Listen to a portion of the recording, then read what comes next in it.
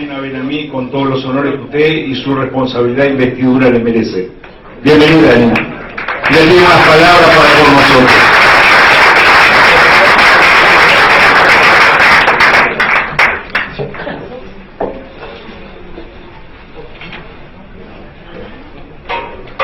Bueno, shalom, buenos días. ¿Escuchan bien? Perfecto.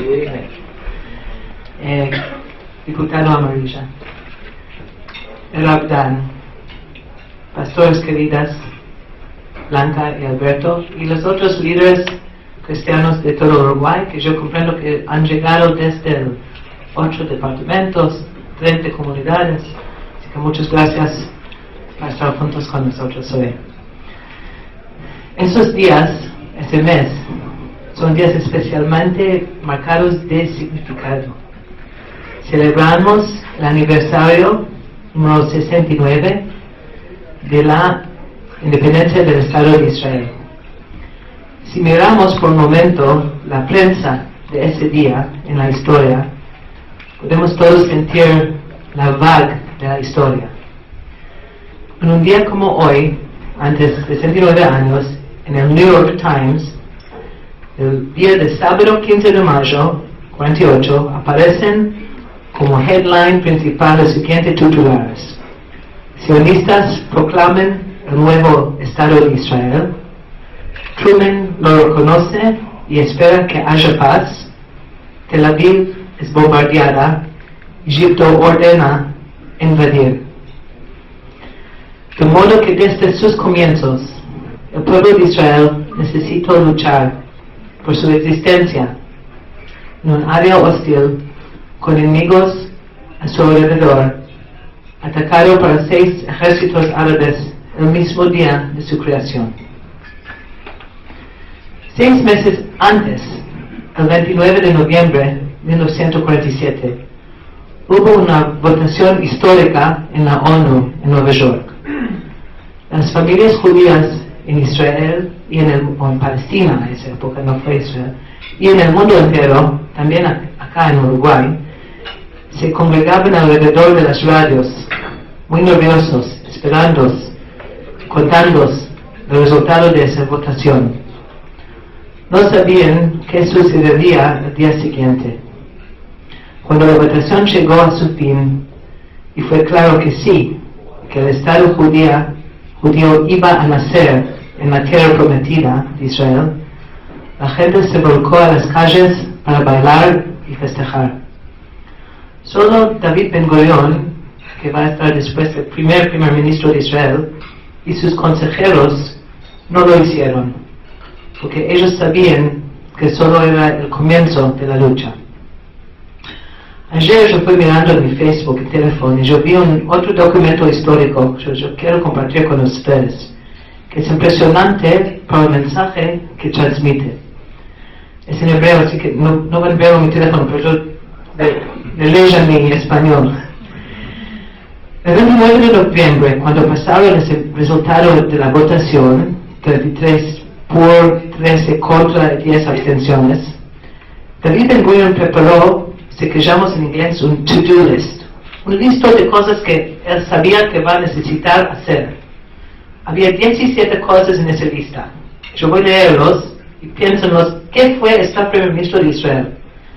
La lista decía lo siguiente: gobierno, nombre del país, capital, presupuesto, policía, comunicaciones, ejército, servicios, funcionarios, constitución, sistema judicial, puertos, aeropuertos, distritos, finanzas, moneda, himno. Esas 17 palabras fue su lista de cosas que él pensó va a necesitar hacer para crecer ese país. Si pensamos nosotros cómo es crear un país así, es algo casi inimaginable. Las cosas que faltaban eran tan numerosas que solamente pensarlas es algo tremendo. Ben Gurion y el pueblo judío lograron construir ese sueño. Israel realmente es un milagro. La fundación de Israel, su rol de amparo y hogar para los judíos del mundo entero, desbordar la imaginación. ¿Dónde estábamos hace 70 años, saliendo del Holocausto, sin hogar, sin manera de defendernos? ¿Y dónde estamos hoy? Como dijo el famoso líder británico Winston Churchill, y mi apologies para los amigos que fue en la festividad de mi país la semana pasada, Winston Churchill decía: el devenir de un Estado judío en Palestina es un acontecimiento en la historia del mundo que se ve en la perspectiva no de una generación o de un siglo, sino en la perspectiva de 1000, 2000 o 3000 años. Durante millones de años, judíos del mundo entero rezaron para poder retornar a Sion. Y tenemos la suerte de ser testigos de esto y poder ver que estos rezos son una realidad. Este año festejamos un año jubilar, los 50 años de la reunificación de Jerusalén. Después de la guerra de 6 días, en junio de 1967, los judíos pudieron tener acceso nuevamente a sus lugares más sagrados, como el Muro de los Lamentos, después de miles de años de exilio. El Muro de los Lamentos, yo lo recuerdo para ellos que no conocen, es el muro exterior del templo de Salomón, del rey Salomón. Y así llegamos a cumplir los sueños de los profetas bíblicos. Como dijo el profeta Zacarías en capítulo 8, ese voy a estar en español o en el hebreo original, pero así dice el Señor: aún se sentarán ancianos y ancianas en las calles de Jerusalén, cada uno con su bastón en la mano por sus muchos días. Y las calles de la ciudad se llenarán de muchachos y de muchachas que jugarán en sus calles. Así decía el Señor: si en aquellos días esto parece muy difícil a los ojos del remanente de este pueblo, será también muy difícil a mis ojos, declara el Señor. Así dice el Señor: yo salvaré a mi pueblo de la tierra del oriente y de la tierra donde se pone el sol. Los traeré y habitarán en medio de Jerusalén. Y ellos serán mi pueblo, y yo seré su Dios, en verdad y en justicia. Eso fue de Zacarías capítulo 8. Así que llegamos a cumplir este sueño milenario, a pesar de los repetidos ataques de vecinos hostiles. Hemos traído a nuestros hermanos desde el exilio y construimos una democracia fuerte, con libertad de expresión, con libertad de prensa, un sistema judicial fuerte, derechos humanos, libertad de culto y protección para todos, musulmanes, cristianos, drusos, ateístas, agnósticos, todos. Somos una democracia ejemplar, una excepción en la región.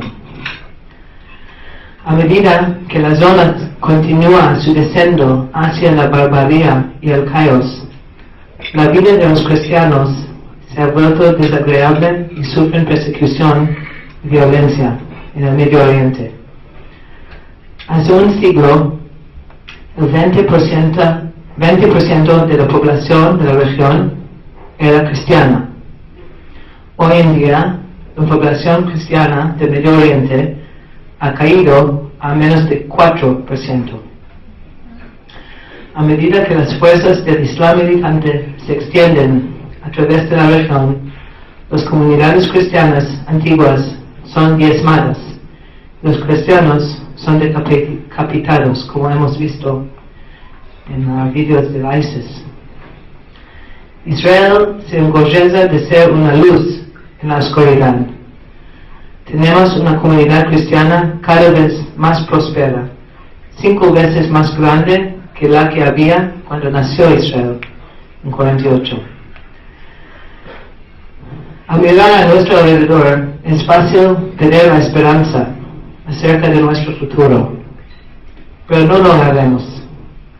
No hay en Uruguay un embajador de Babilonia, del Imperio Romano, ni del Tercer Reich.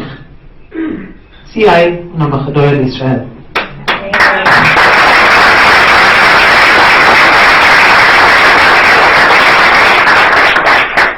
Tengo el privilegio de representar a los 8 millones de personas que viven en el próspero Estado Democrático de Israel y también a un pueblo de 4.000 años de existencia que ha superado todos los males a los que la historia nos ha sometido. Vamos a sobrevivir a los tormentos que tengamos delante para estar de pie y hablar. Leemos en Kohelet, en Eclesiastes, que cada cosa tiene su tiempo. Un tiempo para plantar y un tiempo para cosechar. Un tiempo para la guerra y un tiempo para la paz. Un tiempo para estar en silencio y un tiempo para hablar. Este es un tiempo para hablar y ponerse de pie. Les pido que se paren con Israel. Hay 3 maneras principales que la comunidad cristiana puede ayudar a Israel. Primero, ir a visitar Israel. Traigan a sus feligreses, traigan a sus familias, a sus comunidades. Esto es el año del jubileo, que conmemora el 500 aniversario de la unificación de nuestra capital eterna, Jerusalén. Entonces, este es seguramente el mejor tiempo para visitar Israel. Segunda, luchar contra el antisemitismo, que tiene años en la historia humana y continúa afligiéndonos hasta el día de hoy. La lucha contra el antisemitismo no es una lucha para los judíos solamente. Precisamos también la ayuda del liderazgo cristiano para combatirlo. Y finalmente, número 3, hablar de Israel. Defender su derecho a existir como país libre, como cualquier otro país en el mundo. Conocer sus logros, tanto en tiempos de guerra como en tiempos de paz. No hay otro país en el mundo como Israel que defienda a su pueblo con determinación y con valores humanos contra enemigos tan nefastos como Hamas, por ejemplo, u otras organizaciones terroristas. Pero lo que está en juego no es solo una batalla entre Israel y Hamas, sino que es una batalla entre una sociedad democrática que busca la paz con todos sus vecinos y una organización terrorista en cuya carta fundacional pide la destrucción misma del Estado judío, el genocidio del pueblo judío. También es una batalla entre una sociedad libre que permite la libertad de expresión y la otra que no. Es una batalla entre un país compasivo que reparte folletos, que hace llamadas telefónicas y envía mensajes de texto para salvar a los civiles palestinos, y una brutal organización terrorista que usa a los hospitales como centros de mando militar, fabrica cohetes junto a las mezquitas y convierte las escuelas de la ONU en depósitos de armas.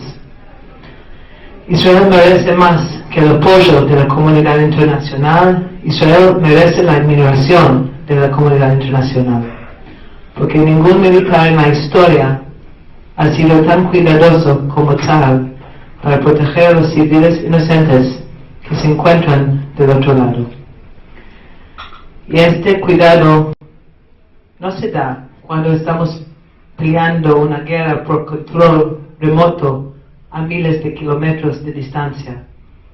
Este ocurre cuando 75% de la población de nuestro país, y yo personalmente incluido, fuimos acolados en refugios diarios, día y noche. Un día, y ya estoy terminando, cuando los enemigos de Israel sean derrotados, los cínicos silenciados, la gente mirará hacia atrás y se maravillará de cómo la nación más amenazada de la tierra nunca perdió su coraje y mantuvo siempre sus valores. Defienden a Israel, hablan por Israel, defienden sus valores, porque esos valores son sus propios valores. Toda alma. Muchas gracias.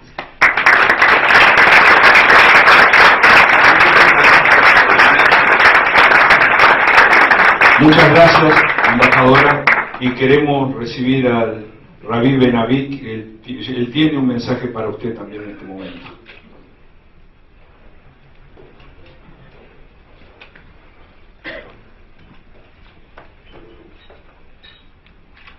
Quiero aprovechar este momento para agradecerte su tiempo acá. Me hiciste recordar a Golda Meir. En una entrevista de prensa que le hicieron en London, ella dijo estas palabras históricas: no sé si algún día podamos perdonarle a los árabes que nos hayan matado a nuestros hijos, pero lo que nunca le vamos a perdonar es que nos obligaran a matarle sus hijos. Eso revela la grandeza de Israel, sus valores éticos y su derecho a tener paz y seguridad en medio de las naciones. Su mensaje hoy aquí no caerá a tierra. Será llevado por el corazón de todos estos cristianos que no son tus enemigos, son tus amigos. Y hoy día declaramos una vez más que el pueblo cristiano de este siglo no es aquel de los años y siglos pasados que persiguió sin razón al pueblo judío. Las cosas han cambiado y hoy día usted puede estar segura y llevar este mensaje a nuestros hermanos en Israel. El pueblo cristiano de hoy es el mejor amigo que pueda tener nuestro pueblo judío.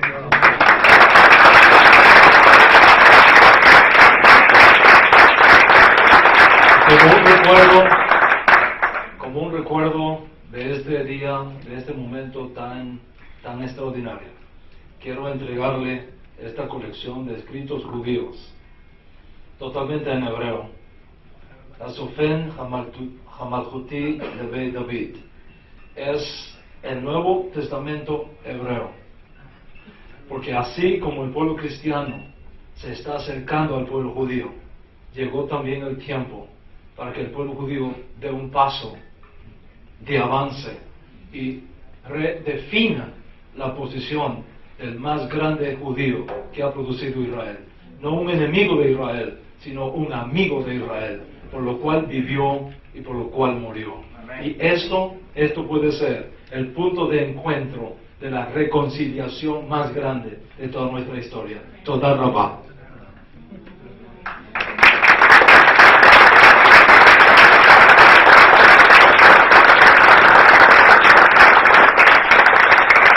Creo que la embajadora se tiene que ir ahora.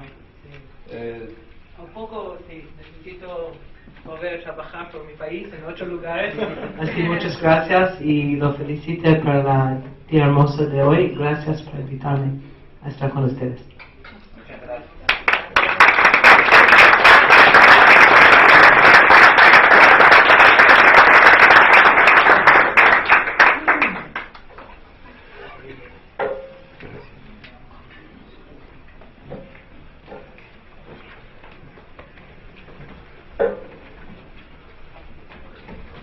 Bueno, nos toca a nosotros.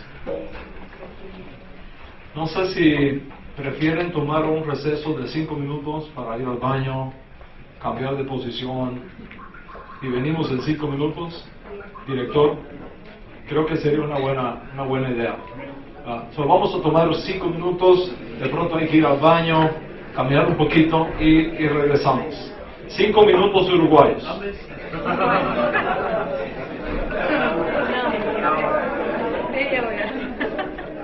A comenzar, me dieron una lista de preguntas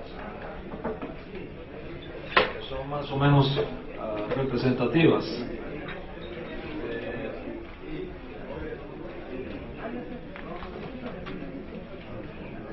de todo lo que hemos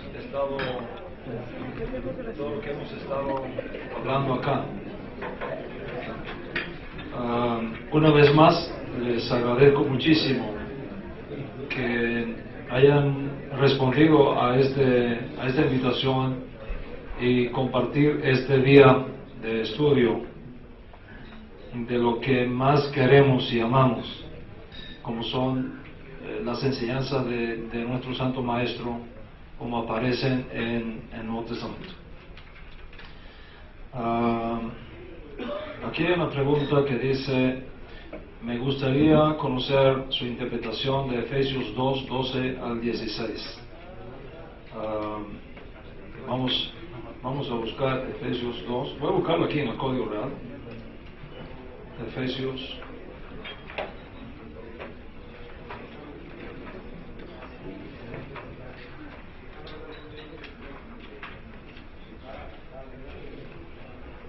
Efesios capítulo 2, 12 al 16. Dice, en esta versión dice: en aquel tiempo estabais sin Mashiach, alejados de la ciudadanía de Israel y ajenos a los pactos de la promesa, sin esperanza y sin Dios en el mundo. Pero ahora, en Mashiach Yeshua, vosotros que en otro tiempo estabais lejos, habéis sido hechos cercanos por el alma de Mashiach. Porque Él es nuestro Shalom, que de ambos pueblos formó una unidad, derribando la pared intermedia de separación, la enemistad, aboliendo en su carne la ley de los mandamientos dados en las ordenanzas contra los gentiles, para crear en sí mismo de los dos un solo y nuevo hombre, firmando la paz, y reconciliar con Dios a ambos en un solo cuerpo, mediante el sufrimiento del madero, destruyendo allí las enemistades. Muy interesante este texto, muy interesante este texto.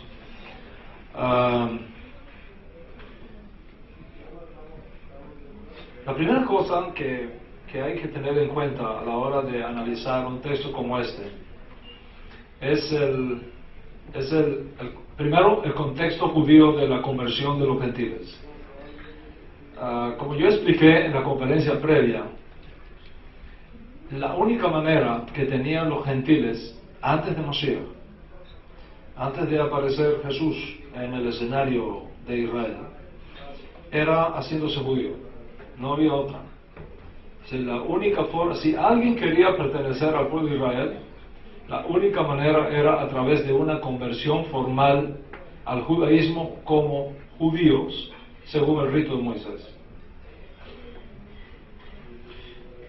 No había forma de que un no judío pudiera ser recibido dentro de la membresía de Israel, excepto que se hiciera judío. Sin embargo, Dios había hecho una promesa a Abraham. Dios había hecho a Abraham la promesa de que en él y en su simiente serían bendecidas todas las naciones de la tierra. Y esa palabra, serían bendecidas, y prejú en hebreo, significa injertadas en. En otras palabras, cuando llegara la simiente, Dios mismo anticipó que de las naciones gentiles habría un injerto en la familia de Dios. Una vez llegada esa simiente, que es el Mesías, todo este escenario cambia para bien. Y por un decreto apostólico, los gentiles que se convierten al Dios de Israel, echando mano en ese proceso a los méritos de Mashiach, son recibidos en la comunidad, no como extranjeros, no como advenedizos, sino como coherederos de los santos y miembros de la familia de Dios. Por una simple razón: no existía antes de Mashiach ningún tipo de conversión que tuviese la calidad de conversión que se puede obtener a través de los méritos de la sangre derramada de Mashiach. No existe, no había forma de hacerlo. La conversión al Dios de Israel, echando mano en el proceso a los méritos del Mesías, es tan grande que Kefa, uno de los discípulos más allegados de Yeshua, tuvo que escuchar una voz del cielo que le dijera: lo que yo limpié, no lo llames tú común o inmundo. Ahora, otra cosa importante. En este texto, cuando dice, aboliendo en su carne la ley de los mandamientos dados en las ordenanzas contra los gentiles, para crear en él mismo de los dos un solo y nuevo hombre, formando la paz, hay que tener mucho cuidado. Hay que tener mucho cuidado cómo lo lees. Porque lo que separa a los gentiles del pueblo de Israel no es la Torah. Lo que separa al pueblo de los gentiles de Israel no es la ley de Moisés. Por una simple razón. Cuando la ley de Moisés fue proclamada por Dios mismo en el monte Sinaí, y todos los que estaban allí al pie del monte Sinaí, según está documentado en Éxodo capítulo 20, oyeron la voz diciendo: Anoji Hashem Eloheja, yo soy el Señor tu Dios. Esa voz, según las fuentes orales que tiene nuestro pueblo, esa voz fue traducida a 70 lenguas diferentes. 70 lenguas diferentes. La escucharon todos los países que existían en aquella época. Las 70 naciones que existían en aquella época escucharon la alianza que se estableció entre el Dios de Israel y el pueblo de Israel.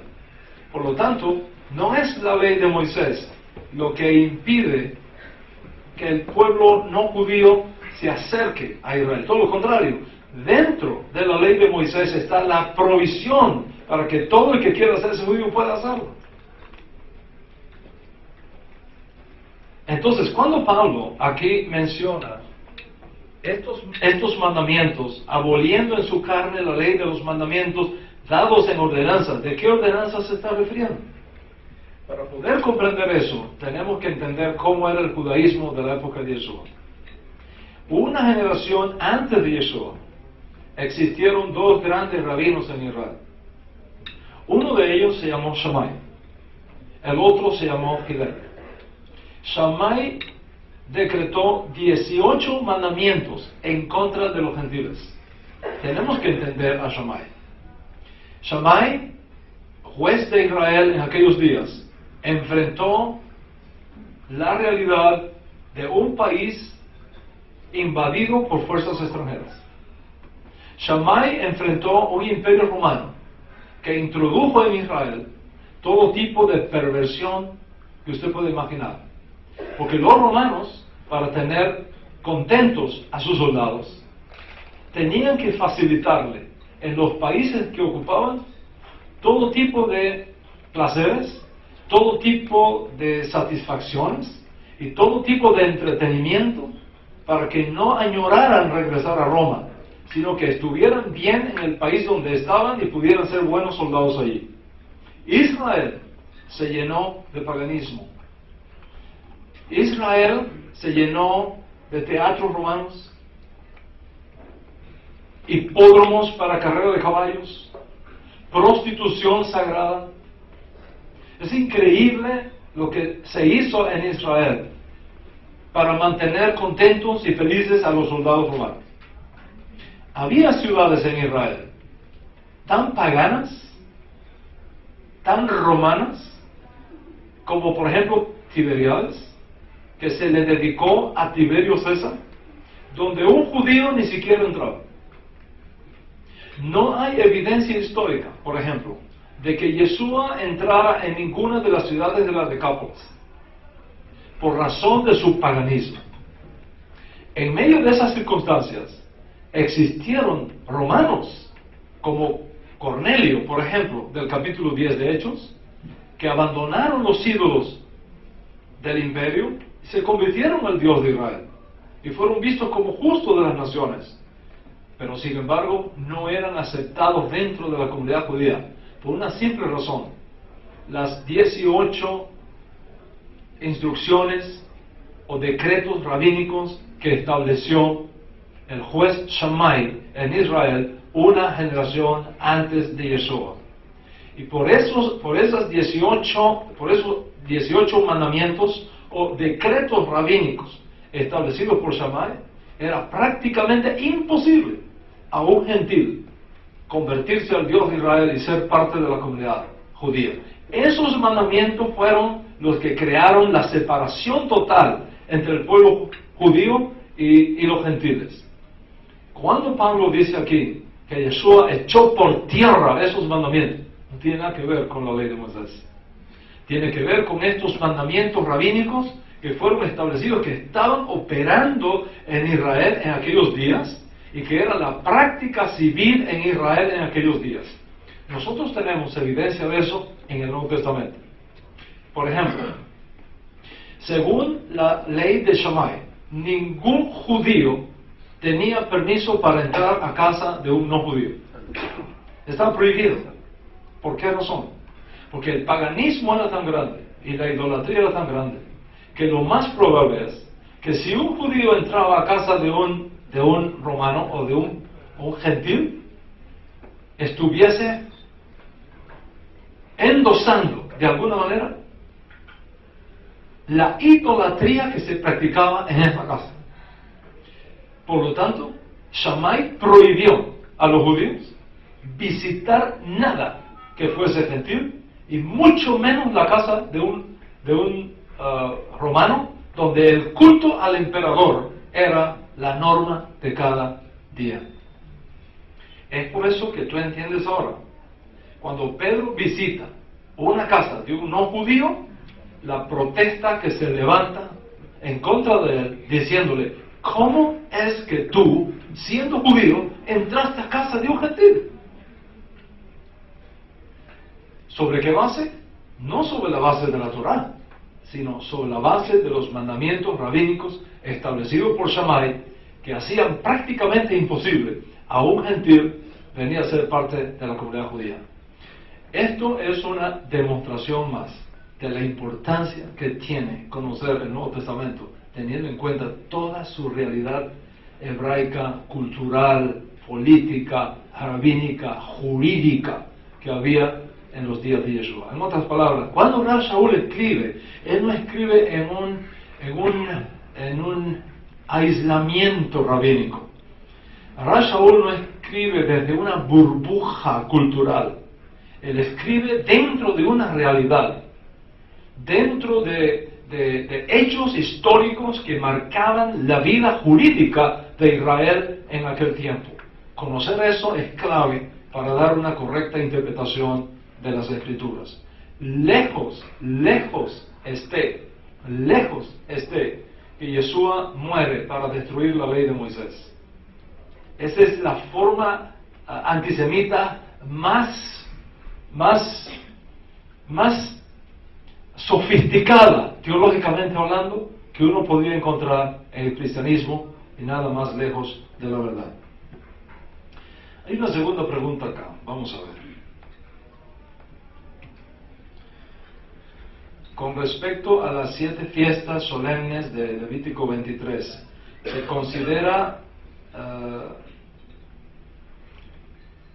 imprescindible guardarlas?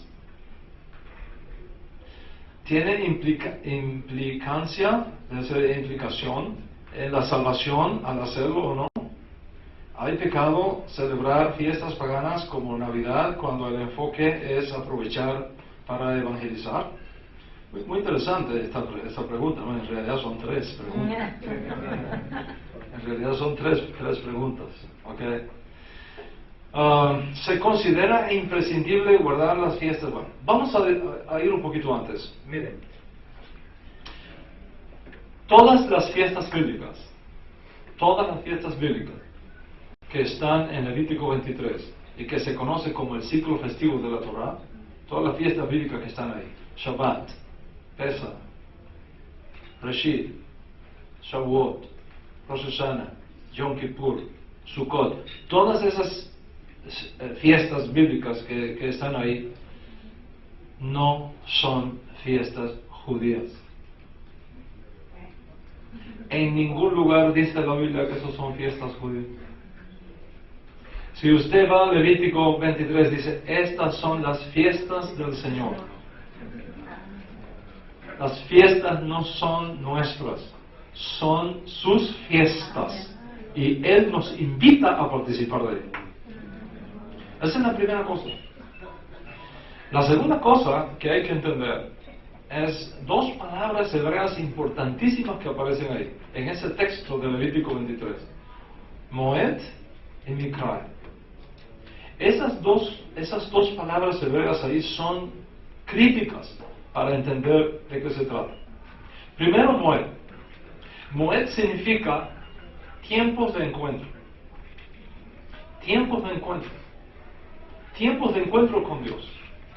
Cada una de las fiestas bíblicas, cada una de las fiestas de Dios que están contenidas en el ciclo festivo de la Torah son terapéuticas. Son fiestas para la sanidad del alma. Son fiestas para elevar el alma. Son fiestas para afirmar los pactos y las promesas de Dios con su pueblo. Entonces, Moed no es simplemente que llegó la fecha, es que llegó el tiempo en el cual Dios, en esas fiestas, va a hacer algo especial contigo. Te va a dar una revelación especial. Te va a entregar algo especial. ¿Por qué? Por una simple razón. Las fiestas son fijas en el calendario hebreo, pero tu realidad no es fija. Tú cambias. Tus circunstancias cambian. Tú no eres la misma persona hoy que hace 20 años atrás. Tú no eres la misma persona hoy que hace 10 años atrás, que hace 1 año atrás. La vida de un ser humano puede cambiar en segundos. En segundos puede cambiar la vida de un ser humano. Y por cada uno de esos cambios necesitamos un tiempo de sanidad. Necesitamos un tiempo de expansión espiritual. Necesitamos un tiempo de reconciliación con nosotros mismos. Y estas fiestas, aunque son fijas en el calendario, son Moed.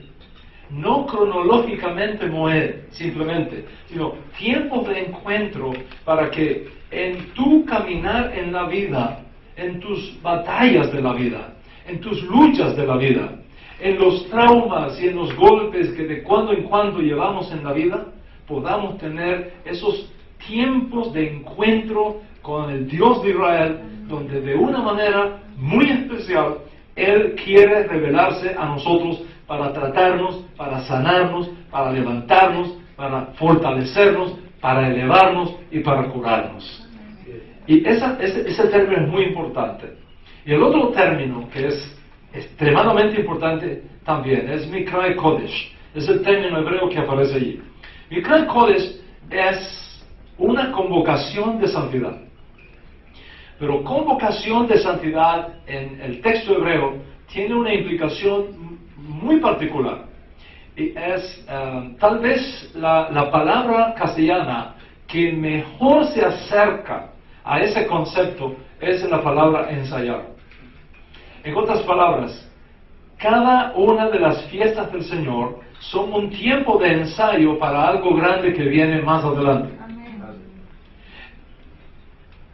Imagínate una orquesta que tiene que tocar, la Orquesta Sinfónica de Uruguay, que tiene que tocar en un gran concierto el próximo domingo, en el Anfiteatro Nacional. ¿Qué hacen los músicos antes de ese evento? Tienen que reunirse. ¿Para qué? Para ensayar. Se reúnen para ensayar. En otras palabras, esa reunión de ensayo no es un fin en sí mismo. Esa reunión de ensayo es para practicar lo grande que viene. Es exactamente el concepto de Mikra Kodesh. Estas convocaciones de santidad a la cual el Eterno llama a su pueblo son tiempos para ensayar los momentos proféticos gloriosos que vienen para el pueblo de Dios. Imagínate, por ejemplo, Rosh Hashanah. Rosh Hashanah, que es el primer día de la luna nueva del séptimo mes judío. Rosh Hashanah, cuando tú lo analizas en profundidad, ¿sabes lo que recuerda? Rosh Hashanah es la anticipación de lo que será la segunda revelación del Mesías en poder y gloria en Israel y en el mundo. O sea, cada vez que nosotros santificamos Rosh Hashanah, estamos practicando lo que va a suceder cuando el Mesías venga. Entonces, mi pregunta es, ¿estás esperando al Mesías? ¿Realmente esperas al Mesías? ¿Realmente vives en la expectación de la manifestación de Mashiach? Si es así, imagínate no celebrar ese momento que Dios mismo nos ha dado para que practiquemos lo que será la gloria de la manifestación de Mashiach ben David en medio de Israel y del mundo. Entonces, Mikra Kodesh no es simplemente hacer una celebración, es una práctica profética que anuncia algo extraordinario que viene. Es igual que el Shabbat. El Shabbat es la primera fiesta del Eterno que Él nos entregó según la lista de Levítico 23. Cada Shabbat no es solamente una declaración de la gloria, de la unicidad del Dios de Israel. Cada Shabbat no es solamente un recuerdo del pasado, de que en 6 días Dios hizo los cielos y la tierra y en el séptimo descansó y obtuvo respiro. No es simplemente decir Yom HaShishi Becholu Shamayim. No es solamente decir eso. El Shabbat es un ensayo de lo que va a ser la edad mesiánica. Por eso dice Pablo en la carta a los Hebreos, hay un reposo que todavía queda para el pueblo de Dios. ¿Cuál es ese Shabbat que viene? La edad mesiánica. De hecho, el Talmud enseña que así como la semana proyecta una realidad cósmica, también proyecta una realidad profética. Los rabinos de la época talmúdica enseñaron que, basado en el principio de que para Dios un día es como 1000 años, y 1000 años es como un día, los 7 días de la semana se corresponden con lo que va a ser un bosquejo profético de toda la historia de la humanidad. Entonces, si yo tomo aquí la pizarra, por ejemplo, no sé si ustedes allá puedan ver, qué lástima, pero vamos a intentar mostrarlo acá. Si yo tomo todos los días de la semana y pongo acá, primer día, segundo día, tercer día, cuarto día, quinto día, sexto día y séptimo día. Son 7 días que Dios creó para nosotros. De hecho, hay un midrash, hay una Torah oral, ¿okay? Una tradición en nuestro pueblo, que dice que, aquí vamos a poner el domingo, ¿verdad? Lunes, para que entendamos un poquito mejor, en hebreo no existen nombres para los días de la semana.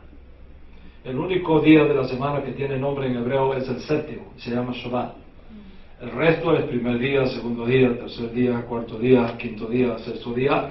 Séptimo día tiene nombre, Shabbat. El resto es nombre. Entonces, ¿por qué? Primer día después del Shabbat. Segundo día después del Shabbat. Tercer día después del Shabbat. Cuarto día después del Shabbat. Quinto día después del Shabbat. Sexto día, mañana el Shabbat. Esa es la mentalidad.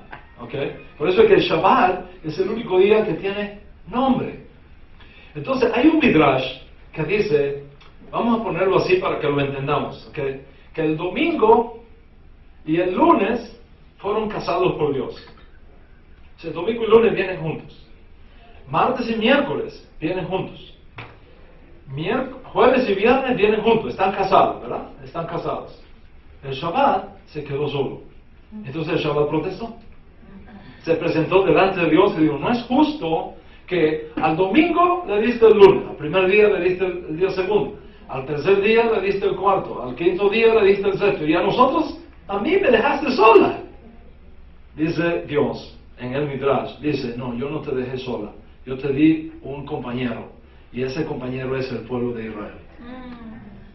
Y por eso es que el Shabbat es una señal de facto entre Dios y el pueblo judío. Ahora, te tengo una buena noticia. ¿Cuál es la buena noticia? 1000 años antes que existiera el pueblo judío, Dios hizo un pacto con las naciones. Dios hizo un pacto con Noé y sus hijos cuando los sacó del arca. Y ese pacto que Dios estableció con las naciones incluyó el Shabbat. En otras palabras, antes que el pueblo judío conociera el Shabbat, las naciones conocían el Shabbat. Lamentablemente, las naciones se olvidaron de eso, abandonaron eso, y entonces Dios se lo devuelve al pueblo judío. Pero antes del pueblo judío recibir el Shabbat, en el pacto noáhico está el Shabbat. ¿Cuál es la razón por la que el mundo perdió el concepto de un solo Dios y se entregó a la idolatría cuando abandonaron el Shabbat? Porque si las naciones hubiesen mantenido el Shabbat y hubiesen recordado en 6 días el Eterno hizo los cielos y la tierra y en el séptimo descansó y obtuvo respiro, no habría habido nunca oportunidad para caer en el politeísmo. El abandono del Shabbat por las naciones fue lo que abrió la puerta al politeísmo en el mundo, a la idolatría en el mundo. Y todo esto se restaura cuando Dios le devuelve el Shabbat, que no quiso el mundo, se lo devuelve a Israel, Israel lo toma como una señal de pacto. Pero sin embargo, cuando nosotros entendemos esto, nos damos cuenta de la tremenda dimensión profética que hay aquí. Dicen los sabios del Talmud, si para Dios un día es como 1000 años, entonces los 7 días de la semana son realmente días proféticos. 7000 años de historia para la humanidad. Los sabios del Talmud lo establecieron así: 2 días, es decir, 2000 años sin Torah. Después, 2000 años con Torah. Después, 2000 años del conocimiento del Mesías en el mundo. Y después, el 7º año, un Shabbat para toda la humanidad. Un Shabbat para toda la humanidad. La riqueza que hay aquí es impresionante.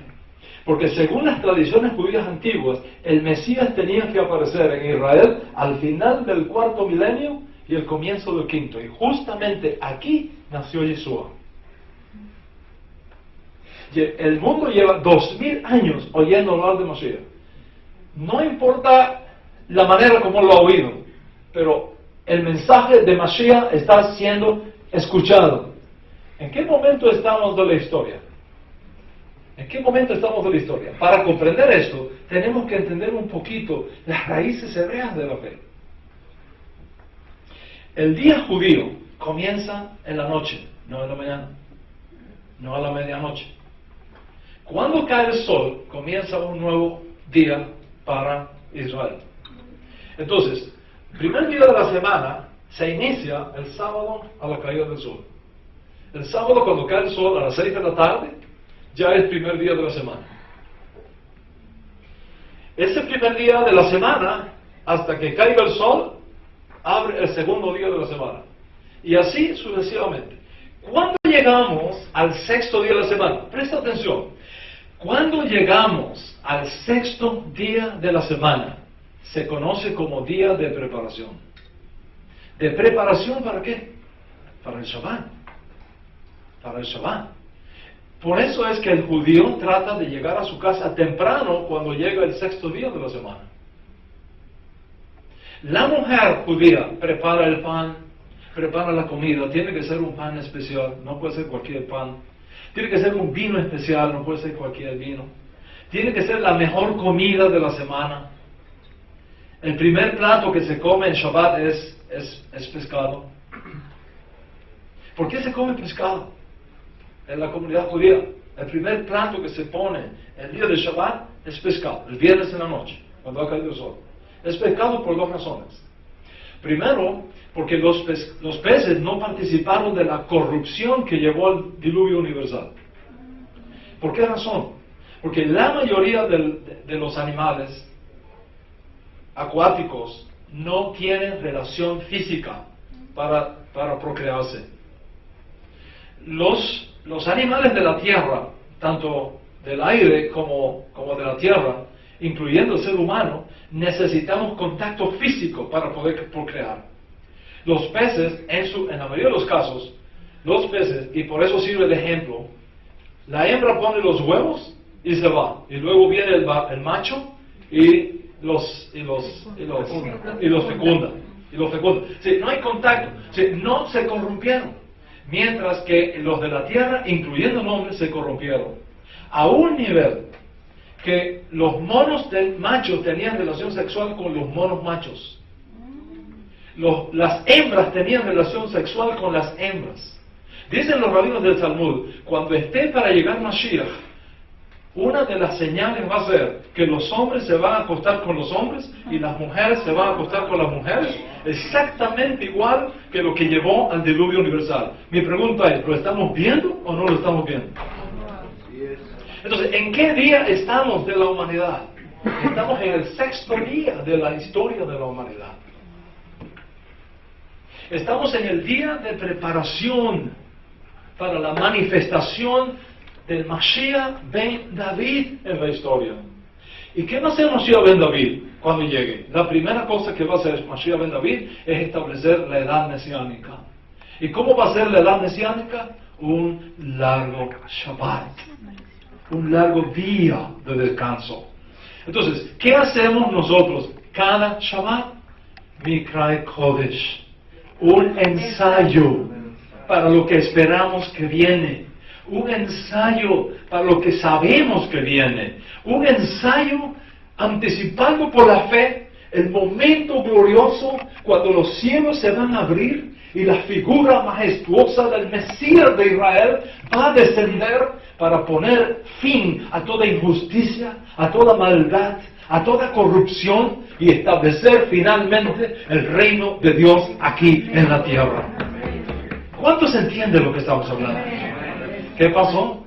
Dice el profeta Daniel, se va a levantar un rey en la tierra que no tendrá amor por las mujeres y pensará en cambiar los tiempos. Observa eso. Se va a levantar un rey en la tierra que no respetará a las mujeres. Es decir, no querrá aparearse con las mujeres. Y pensará en cambiar los tiempos. ¿Conoce usted una religión donde está prohibido a sus sacerdotes aparearse a las mujeres?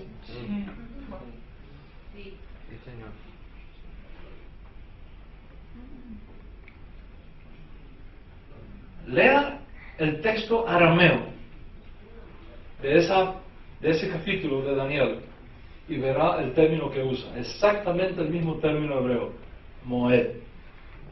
Pensará en cambiar los tiempos, los moedim de Dios. ¿Y cuáles son los moedim de Dios? El ciclo festivo de la Torah.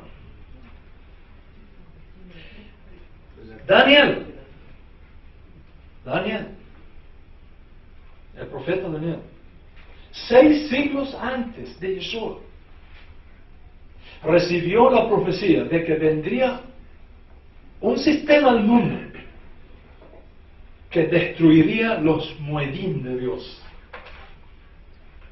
y los reemplazaría por sus propios festivales.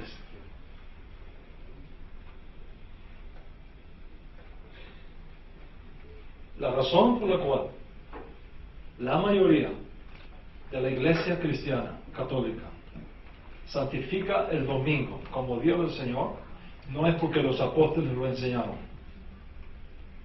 es porque se le robó al pueblo cristiano la bendición de los moedim de Dios, el primero de los cuales es el Shabbat. El domingo en la cultura romana es Dominus Dei, día del Señor. Ojo, el día del Señor Sol. Nada que ver con el Dios de Israel. Lamentablemente, cuando los cristianos fueron sacados de su matriz hebrea, cuando los cristianos fueron raptados y violentados hacia ese sistema, todo eso se perdió. No te sientas mal, que tú no eres culpable. Tú eres víctima. Y no salgas de aquí diciendo, no, el rabí vino diciendo que hay que parar todos los cultos el domingo. Y que ahora hay que hacer el sábado. No estoy diciendo, siga con el culto el domingo. Es excelente. Porque como la gente no trabaja, es una oportunidad tremenda para alcanzarlo. Siga con el culto el domingo. Pero respete al pueblo judío, respete la Biblia hebrea, respete a Moisés y a los profetas, respete a nuestras embajadoras y no diga que el domingo es el día del Señor. El día del Señor es el Shabbat y Él nunca lo ha cambiado. Tú puedes reunirte domingo, lunes, martes, como sea, pero no le digas a la gente, este es el día del Señor, porque estás diciendo un disparate. Y es exactamente por eso que el pueblo judío está tan a la defensiva, porque está viendo una enseñanza que constantemente destruye a Moisés, destruye la cultura hebrea, destruye los valores judíos. Entonces, ¿cómo pueden ser ellos mis amigos cuando están destruyendo todo el fundamento que da identidad judía? El Shabbat es el día del Señor, no el domingo. Eso no quiere decir que no te puedes reunir el domingo, por supuesto que sí. Es más, tienes la ventaja de tener los 2 días. Sácale provecho a eso.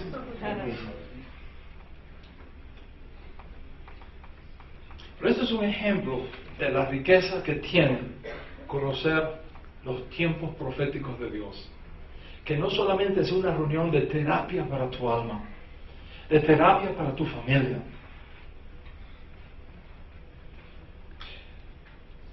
Si nosotros miráramos y tuviéramos tiempo para tomar cada una de las fiestas bíblicas que son de Dios y que nos la da en su gracia y en su misericordia, y la pudiéramos analizar y ver todos los aspectos del alma que estas fiestas tocan, tendríamos menos psiquiatras en el mundo. Eso nos gustaría de otra próxima, de aprender. Es extraordinario lo que está acá.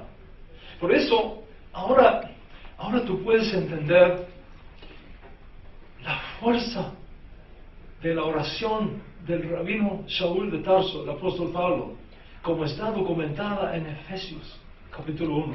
Por esta causa yo doblo mis rodillas todos los días ante el Padre de nuestro Dios y Señor Yeshua el Mesías, para que dé espíritu de discernimiento a ustedes y puedan comprobar las riquezas de su herencia con el pueblo judío. Lea Efesios capítulo 1 y vea cómo Pablo ruega y dice: yo ruego a Dios que les dé a ustedes espíritu de revelación para que puedan ver la enorme herencia que usted tiene con los santos. Pero vino alguien y robó. Vino alguien y cambió. Pero no te pongas triste. Hubo un profeta que dijo: vienen días cuando todo lo que se robó el saltón y el revoltón, yo se lo voy a devolver a mi pueblo.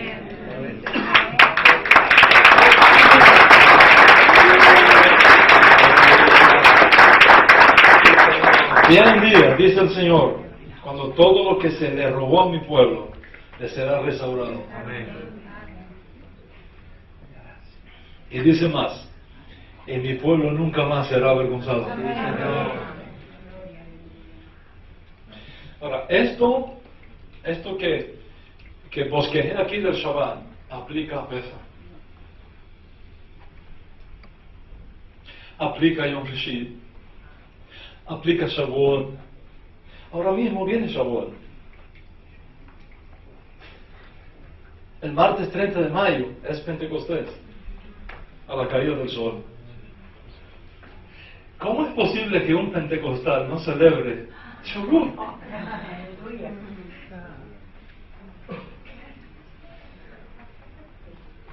La pregunta que me hizo el apóstol, cuando estábamos comiendo, el apóstol Páez, fue: Rabino, ¿cómo nosotros, como cristianos, podemos celebrar esto? ¿Cómo lo podemos celebrar? Hay muchas formas de hacerlo, muchísimas. Yo voy a enviarle a Eduardo un manual de 20 hojas, donde está paso por paso las cosas lindas que la iglesia puede hacer para santificar Shavuot, porque no es una fiesta judía, es una fiesta del Dios de Israel, al cual su pueblo es invitado. Y no dejes que nadie te diga que estás judaizado. El que dice que porque un cristiano santifique Shavuot está judaizado, sabe lo que dice, pero no dice lo que sabe, pero no sabe lo que dice. Tengamos paciencia hasta que esta revelación llegue a todos y la gloria del Dios de Israel llene el mundo como las aguas llenan la mar. La herencia está ahí y te pertenece, no porque eres bueno o porque seas malo, porque hubo uno que dio su vida por ti. Hubo uno que pagó el precio para que no seas más extranjero o advenedizo, sino conciudadano de los santos y miembros de la familia de Dios. ¿Entiendes eso? Y finalmente, para concluir esta pregunta, la respuesta a esta pregunta, no es solamente Moed, no es solamente Mikra y Kodesh. Todas estas fiestas de Dios que están en el ciclo festivo de la Torah son mesiánicas, apuntan al Mesías. Cuando tú santificas estas fiestas, estás santificando al Mesías, estás levantando al Mesías, estás exaltando al Mesías, estás mostrando las 7 obras extraordinarias que el Mesías tiene que hacer para la redención de Israel del mundo. Entonces, si tú estás unido al Mesías, si el Mesías es tu Señor, si el Mesías es tu Salvador, si tú sigues las enseñanzas del Mesías, esta es una excelente oportunidad para conocerlo, para exaltarlo, para honrarlo, porque no son nuestras fiestas, son las fiestas del Señor. Espero que esto responda a la pregunta.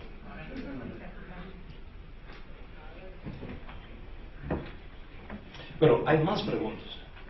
Creo que las preguntas se están transformando en conferencia.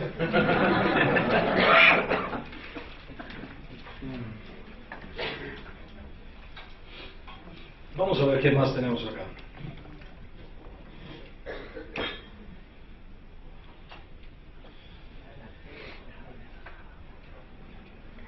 ¿Se consideran imprescindibles guardarlas? No, no es imprescindible, tú no estás obligado. Estás invitado. Si quieres aceptarlo, Baruch Hashem. Si no quieres, te la pierdes. No es obligación, para nada. ¿Okay? ¿Tiene implicancia en la salvación al hacerlo o no? Las fiestas bíblicas, esa es una muy buena pregunta. La salvación es de Dios. La salvación es de Dios. La salvación es de Dios.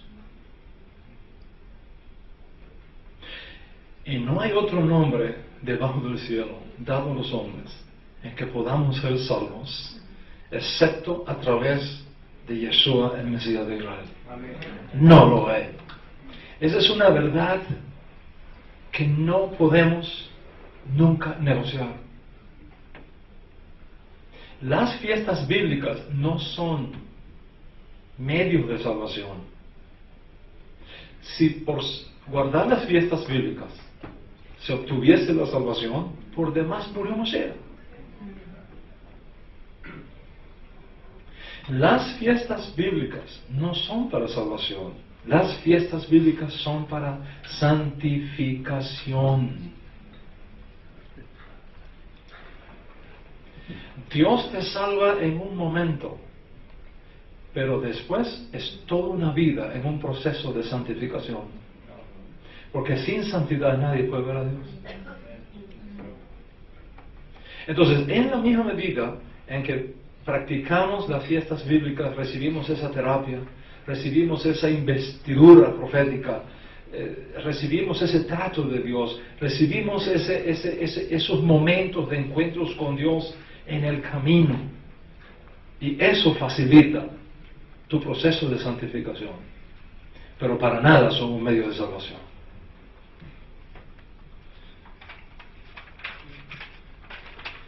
Y hay aquí otra cosa, dice, ¿hay pecado en celebrar fiestas paganas como Navidad, cuando el enfoque es aprovechar para el evangelismo? Esa es una pregunta importante.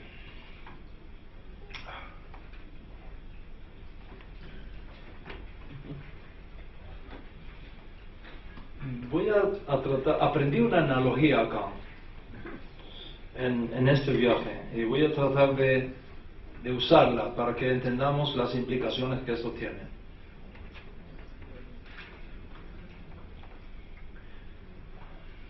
Imagínate que estás casado con tu esposa.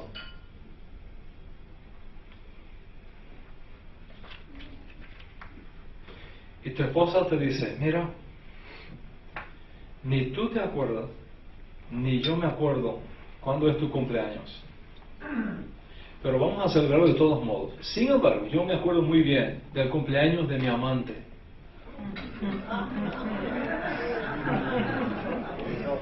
Como yo me acuerdo muy bien del cumpleaños de mi amante que yo tenía antes de conocerte, voy a hacer tu cumpleaños en el día de mi amante. ¿Cómo te sientes?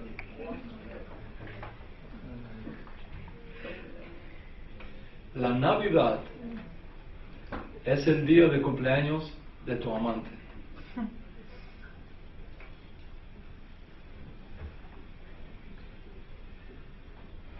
Del Dios Sol.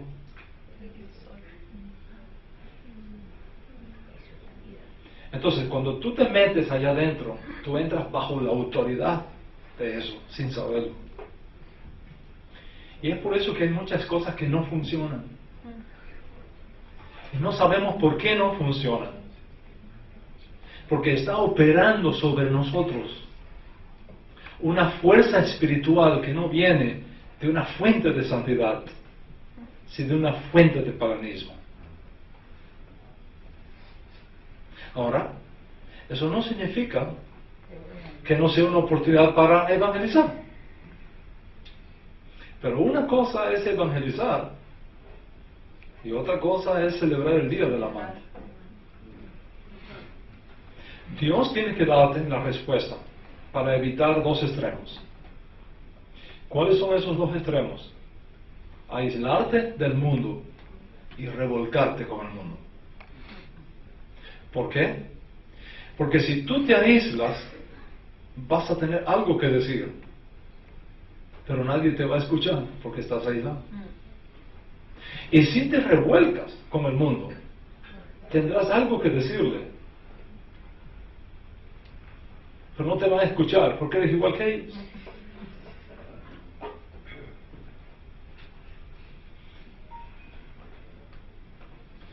Dios le dijo a nuestro pueblo, y esto puede servirte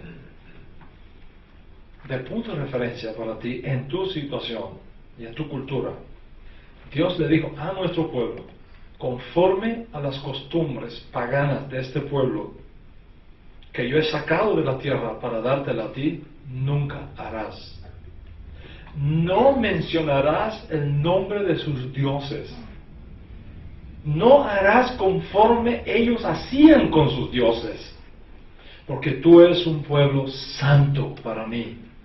No practiques las cosas paganas que este pueblo practicaba, porque por causa de eso la tierra los vomitó y yo los he echado a ellos y se las he dado a ustedes.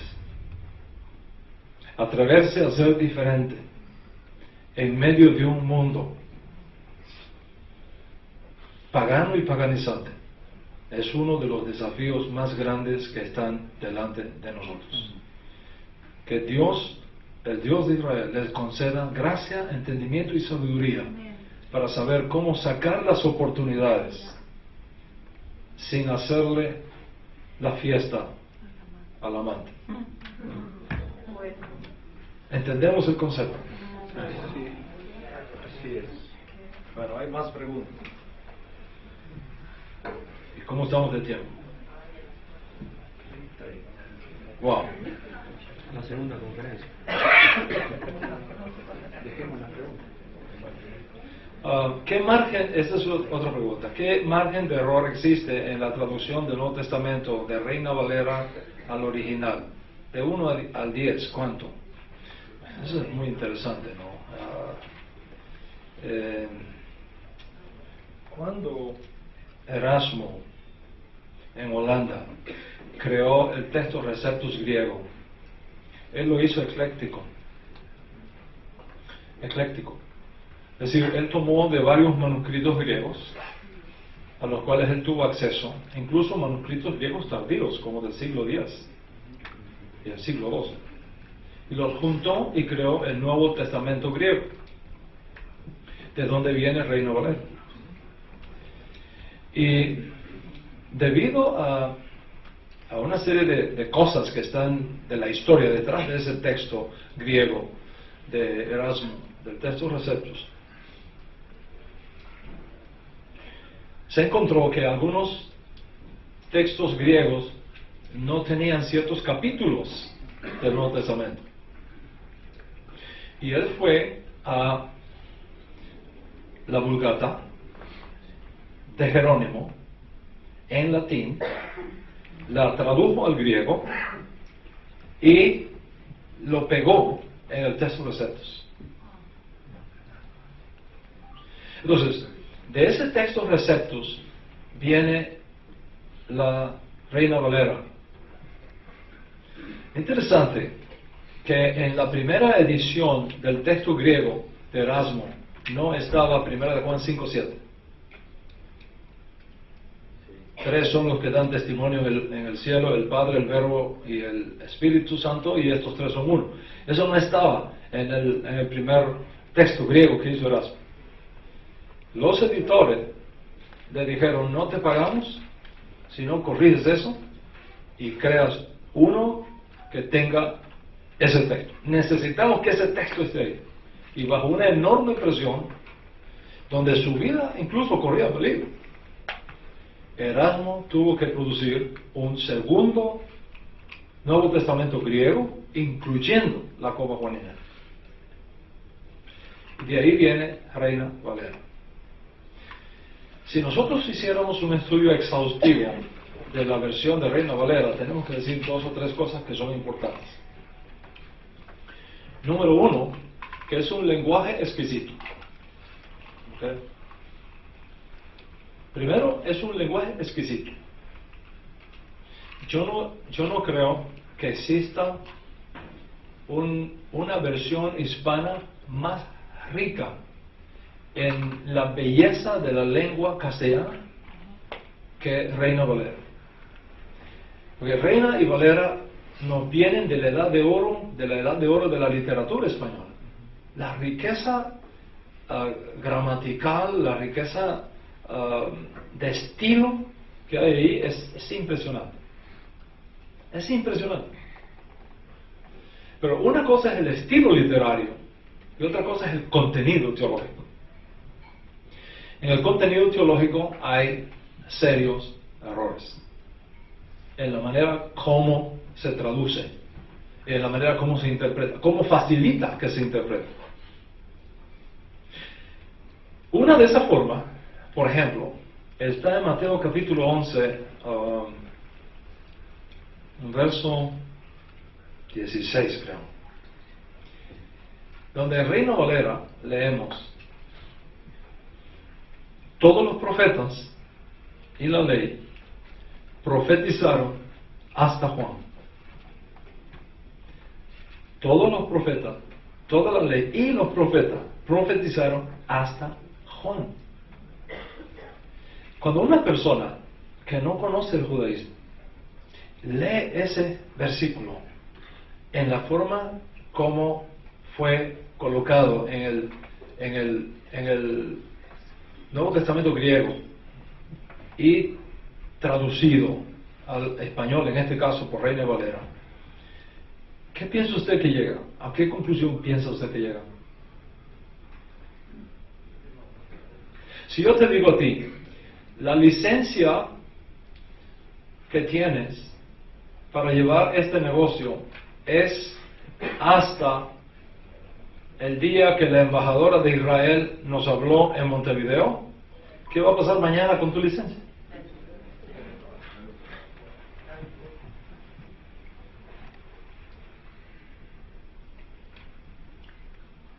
Se acabó. Entonces, la teología que ha surgido de ahí es que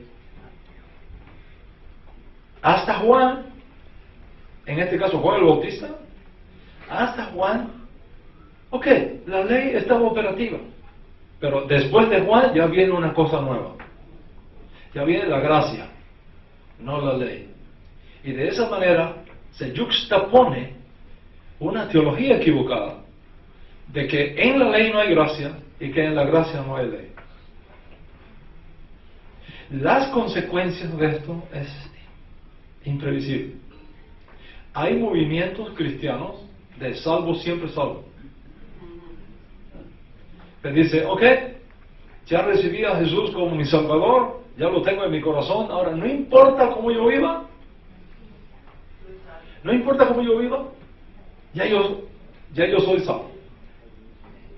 El cuerpo peca, pero ya mi alma no puede pecar porque ya fue redimida. Por lo tanto, dele al reventón con todo. Licencia para pecar. Hay movimientos cristianos así. Yo no sé si usted los conoce, pero los hay. Y todo a un texto mal traducido. Cuando estábamos acá en la mesa, la embajadora hizo mención al hecho de que hace muchos años atrás un gran artista italiano, Michelangelo, un escultor que parece que hace del mármol masilla, es una capacidad de escultura que creo que ningún ser humano ha podido superar su técnica. Michelangelo creó su famoso Moisés. Y si tú ves el Moisés de Michelangelo, tiene 2 dados, Cuerno. 2 cuernos.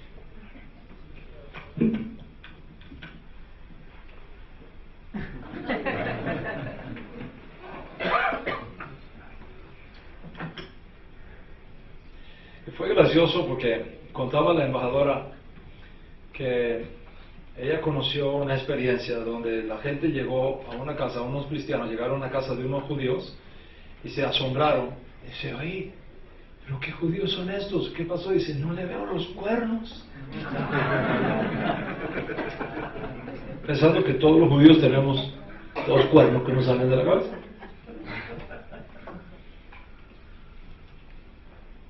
Resultado de una mala traducción.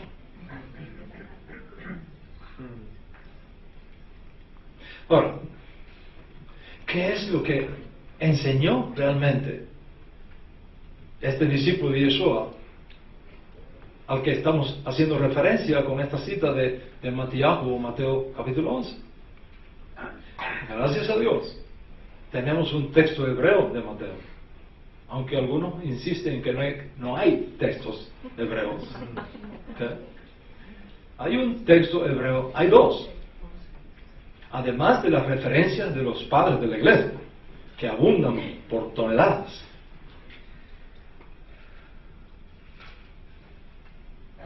En ese texto hebreo de Mateo no dice eso. Dice, todos los profetas y la ley profetizaron acerca de Juan. Ahora, pon las 2 traducciones una al lado de la otra. Una dice, todos los profetas y la ley profetizaron hasta Juan. Y la otra dice, todos los profetas y la ley profetizaron acerca de Juan. ¿Te das cuenta la diferencia teológica abismal que hay acá? Aquí se acabó Moisés y los profetas. Acá continúa Moisés y los profetas. En otras palabras, para el apóstol Mateo y la tradición matiana que viene de él, no hay ninguna contradicción entre Jesús y Moisés. Todo lo contrario. No hay divorcio, hay continuidad del matrimonio. Porque si ustedes leyeran a Moisés, me creerían a mí, porque de mí escribió él. Si tú quitas a Moisés, ¿cómo tú pruebas que Jesús es el Mesías? Y si vas al último libro del Nuevo Testamento, en las versiones cristianas, que es el libro de Apocalipsis, ¿cuál es el canto que van a cantar los redimidos? Ellos cantan el canto de Moisés y el canto del Cordero. ¿Y quién es el Cordero? Mashiach. Moisés y Mashiach siempre han estado juntos. En la transfiguración, ¿quién se le apareció a Yeshua? Moisés y Elías. Lamentablemente, alguien vino con la intención de romper esto, de cambiar esto, de reemplazar esto, de sustituir esto. Y el resultado es lo que conocemos de la historia. Pero bendito sea Dios, que en estos tiempos de redención final se están levantando hombres y mujeres para corregir lo mal hecho de la historia. Sí, Señor. Se está levantando un pueblo para hacerle finalmente justicia a Jesús de Nazaret, justicia a Moisés, justicia a la Torá, justicia al plan de redención de Dios para la humanidad, que no es separarte de tus raíces y plantarte un algo extraño y diferente, sino mantenerte unido en la rica savia del olivo natural, para que en esa rica savia participes, no reemplaces, participes como hermano y hermana de la riqueza que Dios ha dado al pueblo judío.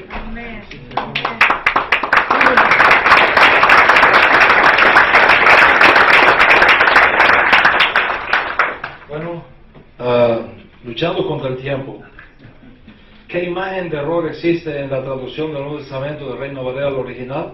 Mencioné uno. Hay decenas y decenas. Decenas y decenas. Imagínate que en el Código Real, si tú vas a Marcos, no aparecen los últimos 8 versículos. Dice, ¿por qué no aparecen los últimos 8 versículos en Marcos? Por una simple razón. No aparecen en los mejores manuscritos griegos ni en los manuscritos más antiguos. No aparecen. Y si no aparecen los mejores manuscritos y los más antiguos, entonces, ¿a cuál manuscrito tenemos que creer? Margen de error con el original, de 1 a 10, donde me imagino que 1 es lo peor, y 10 es, ¿cómo es? De 1 a 10. Sí. 1 es lo más cercano y 10 lo más lejano. 1 es lo peor. 1 es lo peor malo. y 10 lo más cercano. Lo mejor. ¿Cómo? No, al revés. Al revés. 1 es lo Es peor. de los malos. 10 es excelente. 10 es excelente.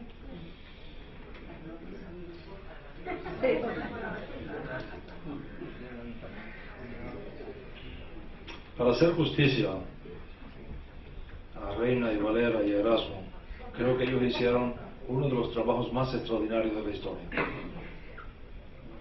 Y creo que sería deshonesto de mi parte pisotear ese tremendo esfuerzo. De ninguna manera. De ninguna manera. Creo simplemente que si ellos hubieran tenido los recursos que nosotros tenemos hoy, no habrían cometido los errores que cometieron. Y por lo tanto, le concedemos la ventaja de la duda. Sí, señor. Y en lo que hicieron, le damos 10. En lo que hicieron, le damos 10. Nosotros ahora, con la ayuda de Dios y la arqueología y los descubrimientos últimos que tenemos, podemos corregir eso y podemos arreglar eso. Pero no desechemos eso, porque fue un tremendo esfuerzo que costó la sangre de muchos. Y debemos respetar el tremendo trabajo que ellos hicieron para llevar la palabra de Dios a gente que no la sabía. Bueno, ¿cuántos minutos me quedan?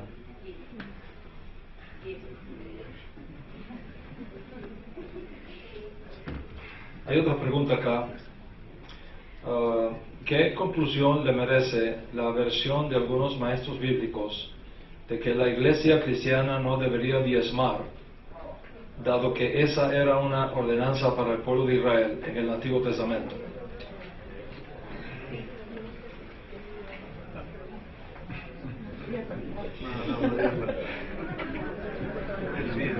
¿Por qué me hacen preguntas tan difíciles, verdad?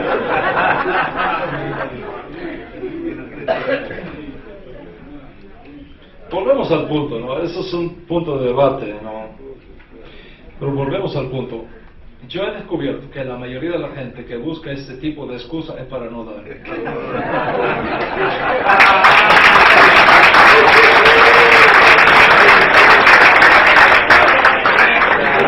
Tan simple como eso. Okay. Buscando la quinta pata al gato o la sopa, el pelito en la sopa. Okay. No el diezmo, ni el 20%. Todo lo que tenemos es de Dios. Todo lo que tenemos es de Dios. No puede el hombre recibir nada si no fuere dado del cielo. Y les voy a compartir algo muy lindo. La mejor expresión de fe que existe es la gratitud. No hay forma más sofisticada de vivir la fe que la gratitud. No existe. No existe. No es cuestión de números, es cuestión de principios éticos. Ahora, el pueblo judío, eso es una cosa. Por otro lado, el pueblo judío no solamente daba un diezmo, damos 3 diezmos. ¿Cuántos se quieren hacer judíos ahora? Son 3 diezmos que se dan. ¿Okay? Está el diezmo. Claro, Israel en la época bíblica era un país de agricultura, ¿okay? dependía de la ganadería, dependía de la fruta de la tierra, no de los negocios ni de la tecnología sofisticada que ahora tenemos, pero el principio está ahí. La ley del diezmo en Israel es tan sagrada que los grandes rabinos de Israel no entran a la casa de un judío que no diezme.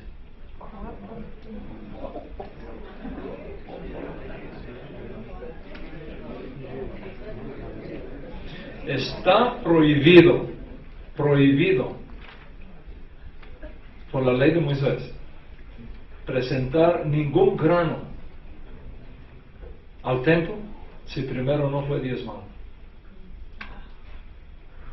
Dios lo ve como ofrenda extraña.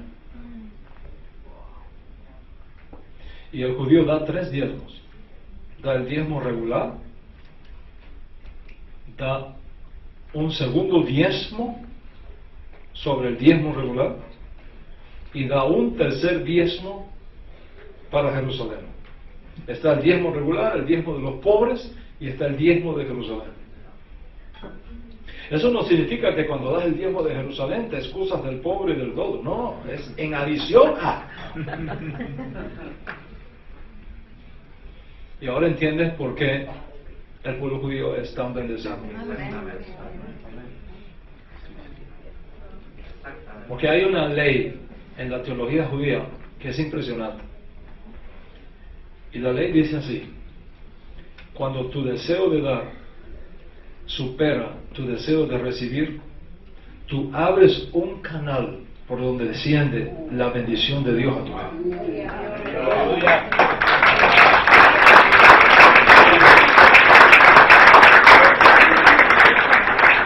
Y cuando tu deseo de recibir o retener supera tu deseo de dar, tú cierras, bloqueas todos los canales de bendición que podrían venir a tu vida. Entonces, si usamos el tema del diezmo como excusa para no dar, estamos simplemente mostrando que nuestro deseo de recibir es más grande. Y por lo tanto, sin saberlo, estás cerrando la puerta de bendición para tu vida. Porque cuando tú das, tú recibes. Y cuando tú bendices lo que Dios quiere bendecir, tú eres bendecido doblemente. Por supuesto, antes que naciera Moisés, Abraham sabía diezmar. Los profetas sabían diezmar. Adán sabía diezmar. Enoc sabía diezmar. Noah sabía diezmar. ¿Quién se lo enseñó? Es un principio universal que pone como punto de referencia aquello que tú puedes dar para aumentar las posibilidades de recibir la bendición de Dios cuando compartes con otro que lo necesita de los bienes que tú has recibido. Porque el diezmo no es nunca de lo que tú no has recibido. El diezmo es de lo primero que Dios te dio a ti. Después que Dios te da, entonces te pide, no antes. ¿Qué tú piensas, por ejemplo, si el apóstol Vargas dice: Rabino, le voy a regalar un Mercedes-Benz híbrido para que usted esté cómodo allá en Miami haciendo su trabajo? Baruch Hashem. Porque a veces hablamos, a veces profetizamos. Cuando te llegue esa bendición de $10 millones, $70 mil no es nada. Entonces, tengo yo mi Mercedes-Benz, estoy feliz, y llega él un día a Miami y dice: Rabino, ¿cómo le va con su Mercedes? Es una maravilla, hermano. Ahora quepo bien en todos los carros, estoy apretado, por aquí estoy cómodo, estoy feliz. Gracias. Dice el apóstol: ¿Me lo permite para darle una vueltica a ver cómo se siente? No, cuidado con eso, hermano. Perdóneme, ni los carros ni las mujeres yo las presto. No te lo puedo prestar porque de pronto me le pasa por encima algo, me lo dañas. No, eso no te lo presto. ¿Qué tú sientes de mí? Ingratitud. Ingratitud. Ingratitud. Lo menos que yo puedo hacer, ¿qué es? Hermano, si esto es suyo, aquí está, dele pues. Dios te va a bendecir. Cada vez que hay un tiempo de redención, hay un tiempo de transferencia de riquezas. Sí, Señor.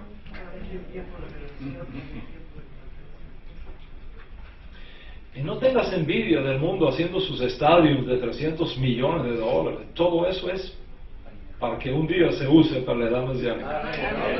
Ellos están construyendo para nosotros, sin saberlo.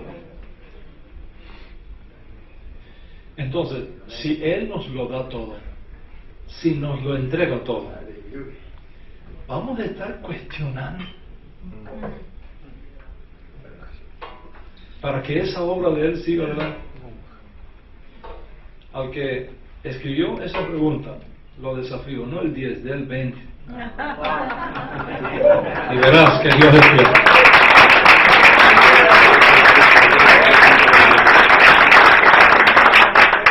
Bueno, la última, para irnos a la clase. La última. ¿Por qué Jesús, siendo judío, no respetó el día de Shabbat? Wow, nunca había oído esto. Que Yeshua no haya respetado el día de Shabbat, no hay un solo caso. No hay un solo caso en el Nuevo Testamento que Yeshua irrespetara el Shabbat. Ni un solo caso. Fíjate si no hay ni un solo caso. Que la ley judía establece que en el evento que la vida humana está en peligro, está permitido violar el Shabbat. Violar el Shabbat. En otras palabras, si tú tienes un hijo enfermo, un judío tiene un hijo enfermo, y requiere ir al hospital, y es Shabbat, y tú no lo llevas por respetar el Shabbat, tú pecas delante de Dios. Porque la vida del hombre es más importante que el Shabbat. Porque el hombre no fue hecho para el Shabbat. El Shabbat fue hecho para el hombre. Por lo tanto, el hombre es señor del Shabbat, no esclavo del Shabbat.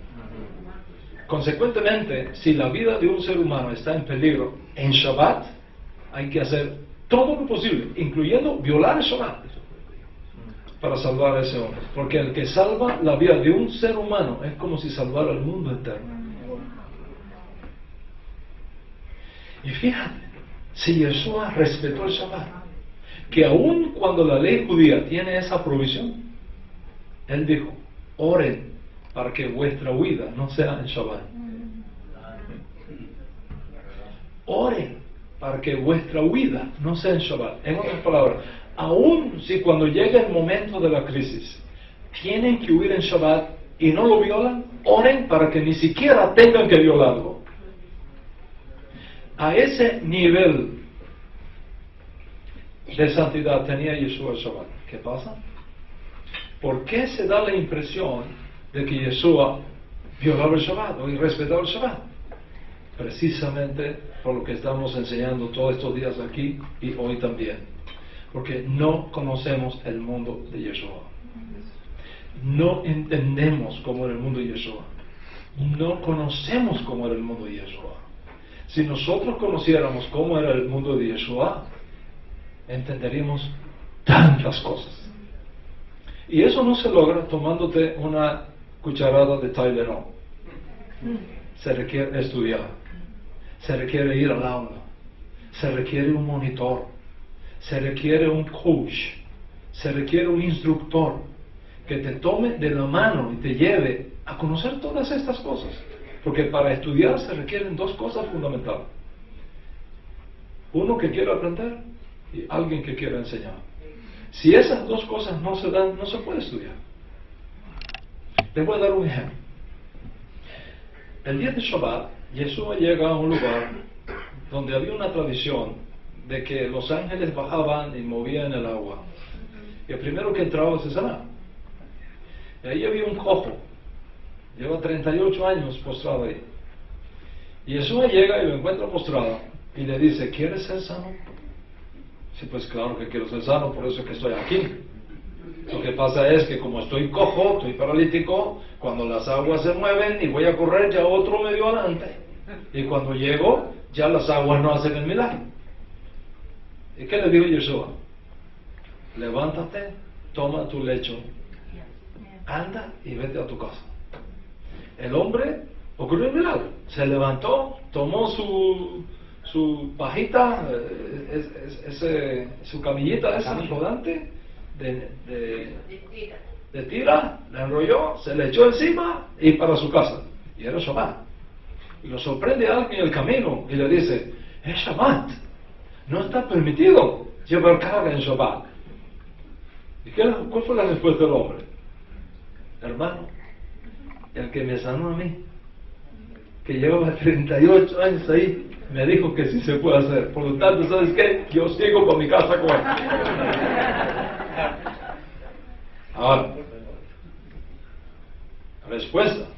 Por eso los judíos no creían en él, porque violaba el Shabbat. Ese comentario fue una adición cristiana posterior. Nada que ver con el judaísmo de la época de Yeshua. Les voy a explicar por qué. Voy a usar la pizarra. Y ahora vas a entender de qué se trata.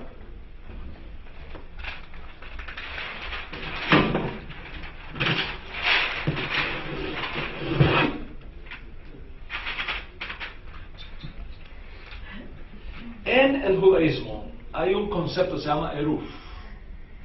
Eruv. Eruv. Eruv es un cerco de protección alrededor de la Torah. ¿Se acuerdan que hablamos de eso? Sí. Es un cerco de protección alrededor de la Torah que pusieron los rabinos. Uno de esos cercos tiene que ver con la cantidad de pasos que uno puede dar para no violar el Shabbat. Y te crea un cansancio tan grande que en vez de estar alegre, estés triste en Shabbat. Entonces los rabinos establecieron un eruv. Un eruv es la distancia máxima que se puede caminar en Shabbat. Se llama eruv, entre otras cosas. ¿Okay? El eruv implica más que esto, pero no lo vamos a tocar ahora por cuestión de tiempo. Pero esto es importante. ¿Qué cantidad se puede caminar? Tú encuentras eso en el Nuevo Testamento cada vez que te encuentras camino de un día de reposo. ¿Has leído esa frase? Camino de un día de reposo es haciendo referencia al eruv. Es decir, lo que está permitido caminar el día de reposo. En Shabbat. Entonces, había dos grandes jueces en Israel. Uno se llamaba, ¿se recuerdan? Shammai. ¿Ok? Shammai. ¿Y el otro cómo se llamaba? Hillel. Jueces, como el juez supremo de aquí de Uruguay. Jueces, con policía, que enforzaba la ley. ¿Ok? Era el sistema jurídico que existía en Israel. Shammai decía, ok, del centro de Jerusalén, ok, del centro de Jerusalén hacia su muralla, ok, se pueden caminar 1200 metros. Es el eruv de Shammai. Hillel decía, no, Jerusalén es una ciudad amurallada. Es a partir de las murallas 1200 metros.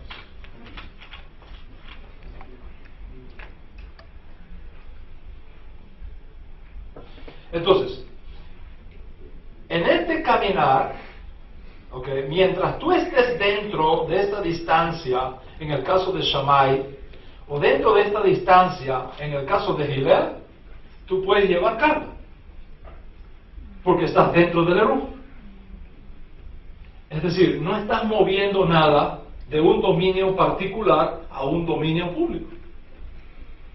Los rabinos enseñan, Los rabinos del Talmud enseñan, y con toda razón, que cuando una cosa se mueve de lugar, cambia de valor. Y al cambiar de valor hay una transacción económica. Y esa transacción económica debemos evitarla en Shabbat. Es un cerco de protección alrededor del Shabbat. Y tienes toda la razón del mundo. ¿Cuánto cuesta una botellita de agua en la bodeguita de la esquina? ¿Cuánto cuesta en el aeropuerto? Es la misma botellita, pero cambió de lugar. Y al cambiar de lugar, cambian los precios. Entonces, como una cerca de protección, Shammai dijo, cualquier carga que se lleve dentro de los 1200 metros desde el centro de Jerusalén, que coincide con las murallas, se puede llevar carga en Shabbat, no hay problema. No hay problema. Pero, si alguien lleva carga fuera de acá, violó el Shabbat. ¿Violó el Shabbat de acuerdo a quién? De acuerdo a Shammai, no de acuerdo a Moisés. De acuerdo a la interpretación de Shammai. ¿Me sigues? El hombre es sanado aquí, en Jerusalén, y va para su casa, cruza la frontera y a casa lo encuentra un judío. Y le dice, estás violando el Shabbat, estás llevando carga el Shabbat. Un momento, el que me sanó me dijo que sí podía.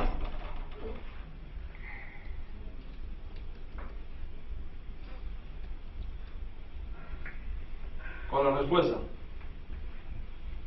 Estaba llevando carga dentro del perímetro de Hillel y por lo tanto no estaba violando el Shabbat. ¿Me explico? Quiero decir que lo que para hoy día son cosas normativas en el judaísmo, en la época de Yeshua, algunas se permitían y otras no se permitían, dependiendo del cerco de protección que los diferentes rabinos ponían.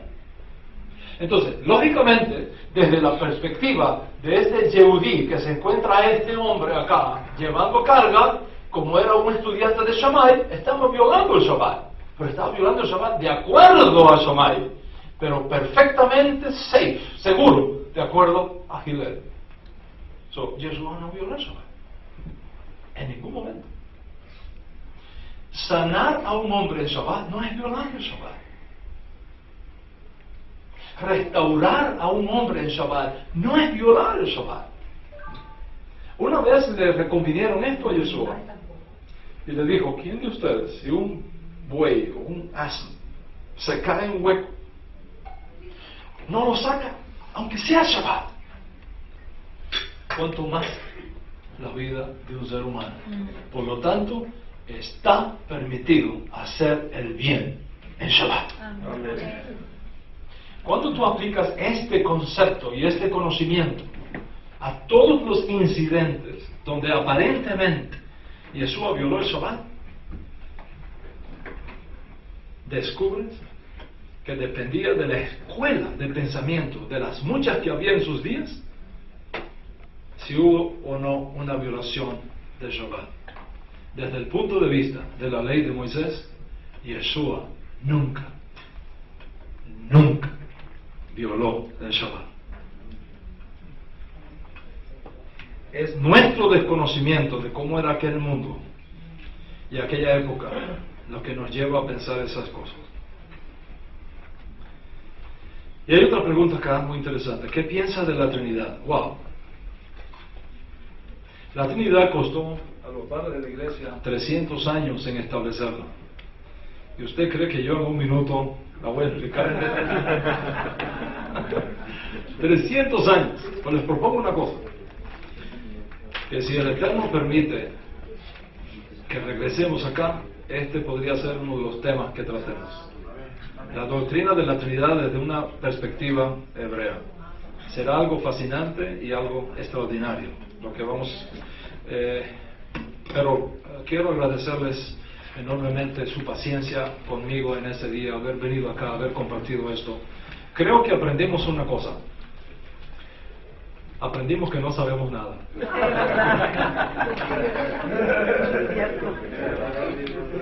Pero aprendimos una segunda cosa. Que podemos aprender. Que el camino está abierto. Y que existe la posibilidad de aprender. en tus manos. Eduardo, gracias por haber sido sensible a la voz de Dios y concebir una idea como esta.